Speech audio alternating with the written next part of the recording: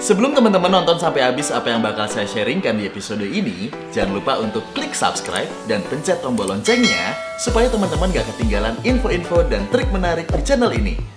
Jangan lupa untuk share juga channel ini ya, supaya makin banyak yang tahu profesi voice over dan trik belajarnya. Terima kasih, selamat belajar! Belajar VO, belajar VO, belajar VO, belajar VO, belajar VO, belajar VO bareng Bimo. Belajar VO bareng Bimo. Balik lagi di channel YouTube yang ngebahas seputar dunia voice over dan juga sulit suara di Belajar VO bareng Temi Rahadi. Harusnya gue mau berguru dong. Ini pertemuan yang jarang terjadi setelah program kita yang sama-sama itu. Ada Mas Temi Rahadi di sini. Mantap, Mas Temi sehat ya? Sehat dong, harus. Kita agak sedikit harus jauh-jauh nanti. PSBB. PSBB ya. Apa sih PSBB singkatannya? Pembatasan sosial berskala besar. Tuh, udah lupa. Sehat, Boy? Sehat, Boy. Boy, Bim. Gue tuh lagi ngefans banget sama anak lu, tau gak? Apa? Anak lu, lucu banget. Itu siapa yang ngajarin acting? Bapaknya gue rasa. Bapaknya mau ngajarin bohong. Ngajarin bohong. Ya bapaknya bawel, kerjaannya suara. Maknya galak. Udah, campuran bawel dan galak jadi begitu. Pinter sih ya, cerdas ya. Ya mudah-mudahan kita doain juga Mas Tem. Amin. Pokoknya yang terbaik lah ya. Segerakan lah ya. Disegerakan Oke. gitu. Oke, yuk kita sekarang belajar voice over di mana seperti biasa teman-teman atau sahabat-sahabat yang gue undang di channel Belajar VO ini adalah teman-teman dan sahabat-sahabat yang punya background voice talent. Di mana yang gue selalu bilang tuh penyanyi itu voice talent mas, news anchor voice talent, reporter voice talent, ya kan? Okay. Bahkan seorang Mas Temi yang mengawali karir model atau aktor sih mas awalnya? Dulu gue awalnya bintang iklan, sinetron. Betul. Sampai akhirnya sekarang lebih concern ke presenter. Dan seseorang yang bekerja di dunia seperti itu pasti kan baca skrip kan mas? Oh pasti. Iya kan? Baca skrip, baca prompter gitu skrip, kan? Prompter, ya Nah, apapun guide dia buat kita kan. Guidance betul. Buat kita. Apalagi Mas Temi aktor dan main sinetron nggak gampang ternyata. Itu tuh harus mendalami karakter, harus reading script dulu segala macam. Nah tapi yang sekarang mau gua angkat di sini adalah Mas Temi sebagai presenter. Emang kan Mas Temi sekarang lebih banyak presenter juga ya Mas ya? Sekitar udah 10 tahunan lah, lebih banyak sebagai seorang presenter. Film baru-baru ini lagi, baru kali kita lagi ke lokasi. Cuman karena PSBB aja, tadinya mau rilis bulan April deh. Lebaran ini nih. Gitu ya? Cuman ya nunggu semuanya pulih lah. Presenter, jadi seorang presenter, mental di depan kamera juga harus. Dimana yang selalu saya bilang, nggak usah di depan kamera, di studio aja teman-teman punya suara bagus, baca skrip, itu tenggorokan bisa geter. Bener. Iya kan mas? Jadi gue punya pengalaman kalau ngomongin soal presenter. Pertama kali gue pegang program live. Posisinya duduk, materi udah siap semua. Dari pagi gue udah belajar, acaranya malam. 1 jam sebelum live udah mulai tremor. Nah, ini pertama kali gue pegang live. Wah gila nih, gelisah, grogi. Oh ini live nih. Gue bilang ini salah. Gue nggak boleh salah, ya sama sekali. Soalnya kalau salah nih orang, ya kalau tapping kita bisa take 2 kan. Kalau live, akhirnya begitu 1 menit countdown, gue lagi duduk, kebetulan depan gue tuh meja. Sebelah kiri gue narasumber. Akhirnya gue injek ibu jari gue. Buat sakit dong, ngedistract grogi gue akhirnya. Itu pengalaman yang sampai sekarang suka gue ceritain sama teman-teman gitu. Jadi emang banyak mas yang tanya ke gue juga gimana sih cara mengatasi grogi. Nah itu pertanyaan yang sebenarnya akhirnya gue lempar balik ke teman-teman mas. Itu punya berbagai macam cara kalau misalnya ngatasin grogi. Kalau misalnya kita baca literatur atau misalnya baca buku mengatasi grogi dengan minum air, dengan tarik napas. Ya kalau berhasil. Nah kalau gue mas, yang ada gue bolak-balik ke kamar mandi. Nah itu nggak minum aja gue beser kalau lagi nervous. Kalau gue tuh selalu punten banget, selalu muntah mas. Okay. Harus gitu dulu. Lega kan? Itu karena yang kita ke puncak kali bukan? Ada monkey. ada monkey. Oke. Mas Tem, presenter, lebih banyak presenternya itu presenter acara-acara entertainment. Enggak juga? Jadi sebetulnya gini, awalnya tuh gue reality show. Dulu di TV Tendian. Gue tuh pertama kali jadi presenter reality show. Waktu itu tayangan sore stripping. Nah dari reality show itu, terus gue ditawarin sport. Sport. Pindah ke yang Kebon Jeruk tuh. Oke. Sepak bola Eropa lah, Iya, Inggris iya, lah. iya, iya. Nah dari situ baru tuh ditawarin infotainment, ditawarin balik lagi ke tendean, Betul, sampai betul. akhirnya sekarang di net. Oke. Nah, Akhirnya memang frekuensinya jadi lebih banyak, apa ya? Bukan, ya bisa dibilang infotainment atau showbiz lah. Ya sama olahraga juga, kita kan bareng-bareng kemarin. ya, betul. Infotainment atau showbiz. Nah, kalau bacain skrip-skrip kayak gitu kan, Mas. Iya. Yang di kepalanya teman-teman mungkin ya, atau pertama kali gue denger kayak begitu, bacakan voice overnya yang tidak mungkin terjadi seorang Temi Rahadi yang kayak gitu-gitu kan. Itu news dong. Itu news ya? Iya. Oh, itu. justru news? Kalau nggak tahu ya, ketika gua mencoba kan banyak begini, kita lagi live tuh ada VT atau ada video yang memang udah ada VO-nya, ada yang memang kita live VO. Oke. Ya kan? Yang kayak biasa kita dulu. Nah, ketika live VO itu kan gimana caranya orang nonton dengan kasih gambar tapi suaranya kita orang tetap terjaga gitu supaya nggak boring gitu kan. Tuh. Apa namanya? Tone-nya, Tone suara benar. speed-nya, Speed reading sama benar. artikulasi. Benar. Satu lagi sih pronunciation itu penting. Nah, itu Kadang-kadang dia. ada beberapa teman-teman, gue juga dulu mengalami gitu ya. Nama orang-orang asing itu dibaca Inggris semua, padahal kan enggak. Tergantung dari mana negara mereka. Iya. Yang Inggris mungkin sama British nggak beda. Amerika sama British mungkin nggak beda jauh, tapi kalau ada orang Jerman itu kan lain. Nah, ini dulu pukul rata semua. Oke, apalagi Prancis gitu ya Mas. Susah banget. Itu PR tuh buat presenter. Tapi berarti wawasan juga harus ada tuh ya Mas. Tiap hari harus mau baca. Wawasan. Jadi gue tuh kalau sudah dibenturkan dengan nama-nama yang aneh nih, misalnya yang tadi lu bilang orang Prancis tuh udah langsung googling aja ini sebutannya gimana sih? Oke. Karena kan kita bukan cuma bawain berita, tapi kan memang harus mengedukasi penonton juga. Benar. Nah, itu tuh salah satu. Ini juga gue membagikan ke teman-teman. Kalau artikulasi dan pronunciation kita tuh mau bagus dan luar biasa, ya itu sering googling nama-nama aneh kan, seperti itu, atau cari istilah-istilah biologi atau apalah istilah-istilah sejarah yang Jangan biologi, ntar jorok. perkembangbiakan zebra seperti itu ya, di hutan dan tidak mandi jorok, makanya itu dia tuh. Oke, bener Mas Temi nih karakternya nih.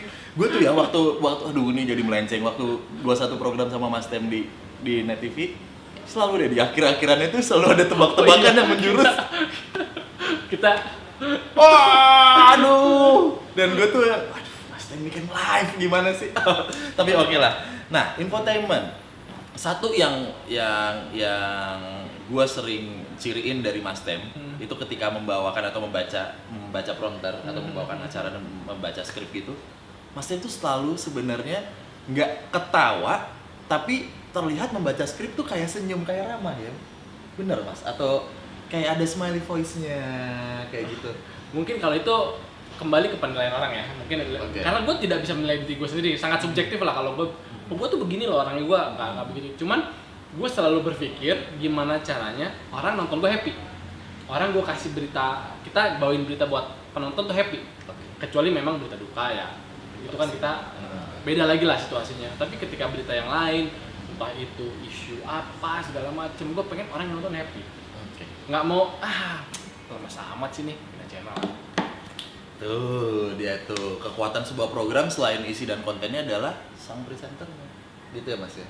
Sebetulnya tim sih, Oh, cuman tim. karena Bijak sekali, padahal gue lagi mau ngangkat tuh. Ih, Mas Tem tuh. Cuman kan karena ketika ada sesuatu yang salah, orang ngeliatnya kok presenternya. Oh, karena garda terdepan. Iya.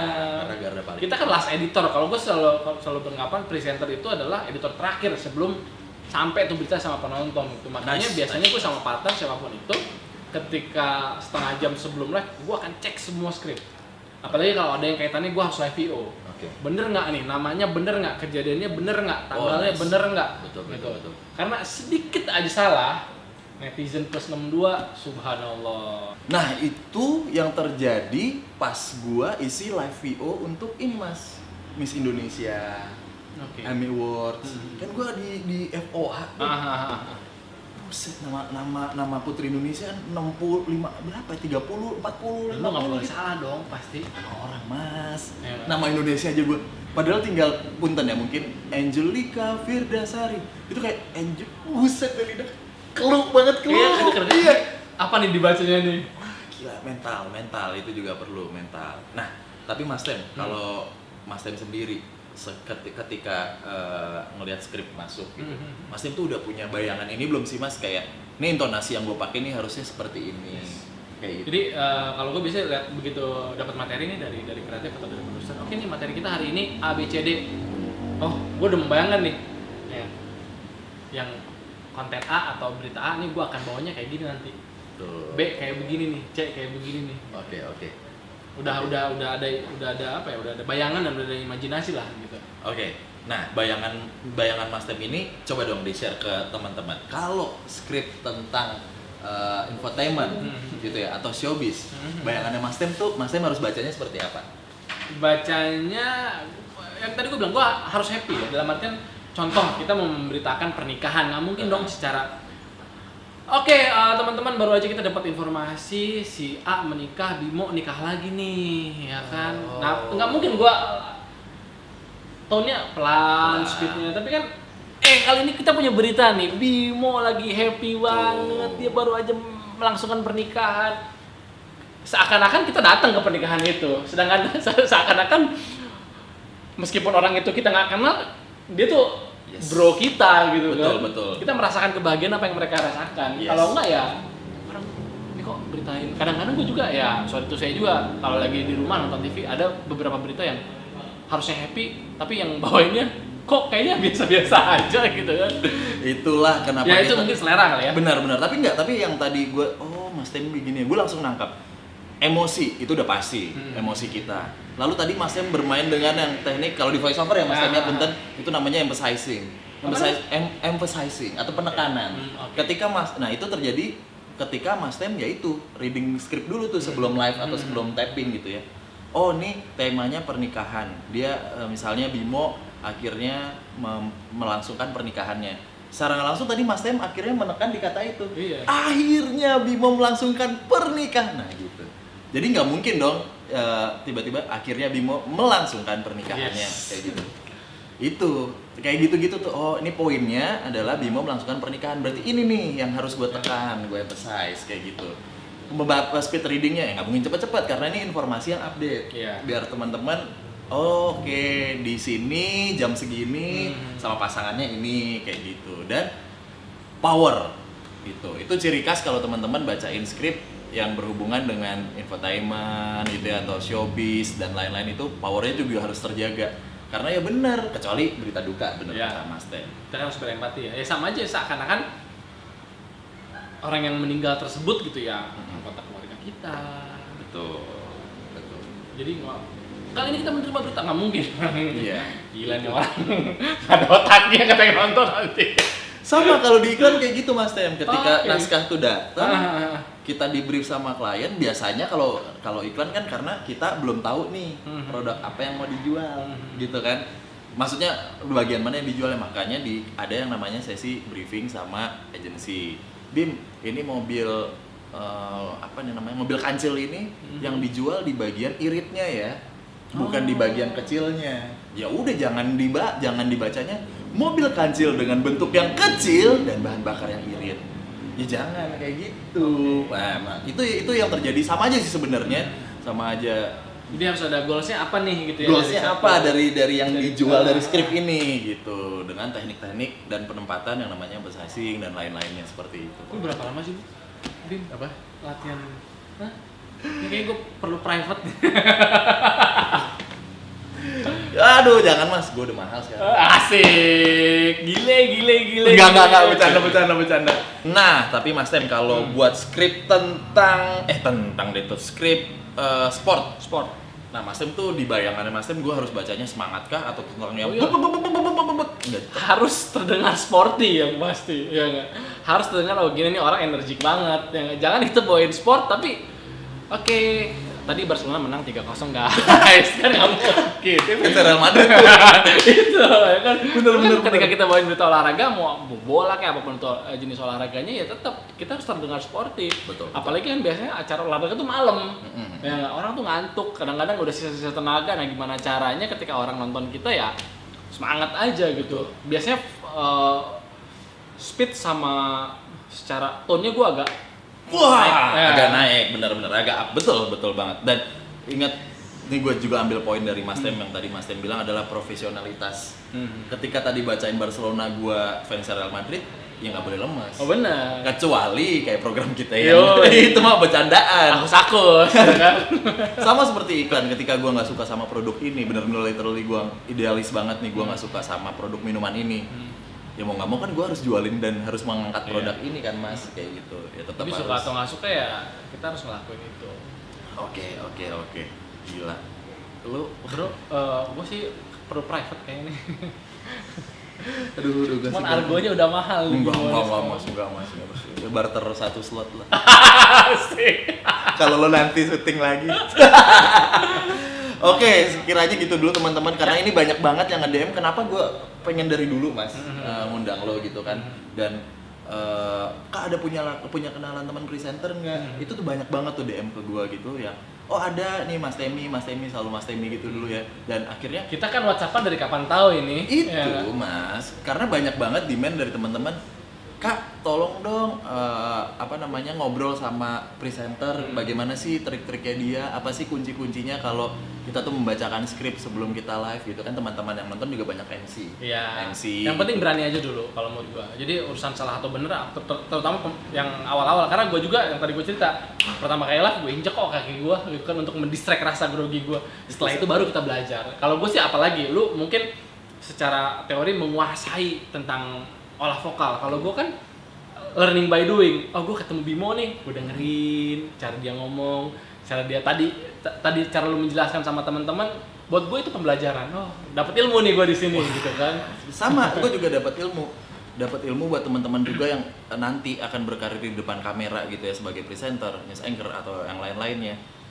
Garda terdepan program adalah si presenter itu, editor utamanya tuh. Ya, last tuh editor kunci. lah gitu. Last editor tuh kunci tuh. Sebelum nanti programnya kenapa-napa, bener-bener kita harus well knowledge, terus teman-teman juga harus tahu bagaimana membacakan skrip dan lain-lain, wawasan dan banyak banget. Tidak gampang untuk ada di depan kamera dan tidak gampang untuk ngomong doang Yang pasti semuanya butuh proses. Betul. Dan gue sih selalu menyarankan sama teman-teman yang pengen terjun di industri kreatif, yuk berproses. Karena buat gue berproses itu sangat indah. Yang namanya usaha itu nggak pernah mengkhianati hasil. Nice. Jangan punya followers sedikit tiba-tiba heboh. Ya, kan banyak sekarang kayak gitu. Udahlah. Oke, iya paham. Karena akan terlihat kualitasnya seperti apa gitu ya. Orang yang melewati sebuah proses tuh sama yang instan tuh, gue jamin deh secara hasil pasti akan jauh. Iya. Sama, kita juga masih berdoa mau berproses terus Iya. gitu. Dapat sama-sama ilmu, nggak ada lah. Namanya belajar mah dari 0. Kalau dari 10 namanya show off, bro. Oh, sih. Tuh lu bijaksana, Bro. Hah? Udah harus, Mas. Ada nih.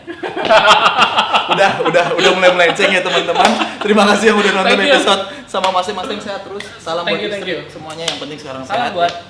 kecil ya. Ngeri ya. Yoi.